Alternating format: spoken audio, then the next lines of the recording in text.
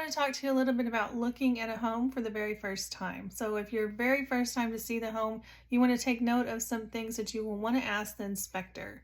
Now, these are just general things to look at. It doesn't necessarily mean that it's a deal breaker. You just need to keep it in mind as to what's going on with the house so that when you look at another house, you can actually compare the two and see if it looks like you're dealing with the same issues. These are all issues that can also be negotiated and worked out with the seller. So those are some things to keep in mind. Always, always have your house inspected by a professional inspector, and you may want to use some other professionals also when looking at the home. But for a general idea, when you walk up to a house and it's brick, you want to look and see if there's any cracks in the brick. That could indicate some structural issues. You want to see if there's cracks in the foundation. You want to look and see if there's any concrete repair, maybe on the patio, the front patio or the back patio. Maybe there's some fresh concrete that's been covering something. That means that there could have been foundation repair already completed, which in that case, you want to get a transferable warranty.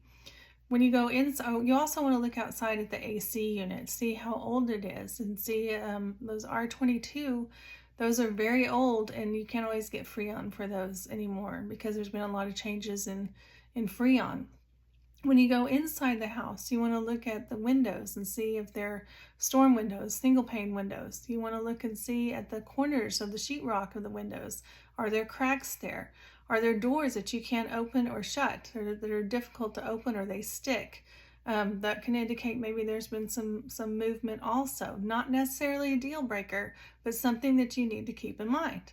You also want to look at the ceilings. Do you see any discoloration? Perhaps there was a leak. Maybe it was just condensation from an AC unit. It just depends.